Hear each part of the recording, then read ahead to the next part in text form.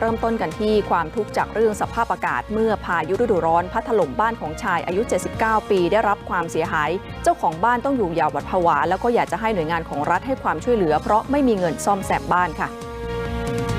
สภาพบ้านที่ไม่มีหลังคาปกคลุมของบ้านหลังหนึ่งในอำเภอปักธงชัยจังหวัดนครราชสีมาเกิดขึ้นหลังจากในพื้นที่เกิดพายุฤดูร้อนพัดถล่มอย่างหนักเป็นเวลานาน30นาทีก่อนที่ชาวบ้านจะไปช่วยเหลือนำตัวเจ้าของบ้านคือนายสุเทพเรไรตะคุอายุ79ปีและภรรยารวมทั้งทรัพย์สินออกมาจากพื้นที่เสี่ยงเนื่องจากเกรงว่าแผ่นสังกะสีจะปลิวลงมาทำให้ได้รับอันตรายโดยนายสุเทพยอมรับว่าตกใจกับเหตุการณ์ดังกล่าวเป็นอย่างมากเพราะตนสุขภาพไม่แข็งแรงและช่วงพายุพัดกระหน่ำก็เห็นหลังคาบ้านปลิวหายไปต่อหน้าต่อตา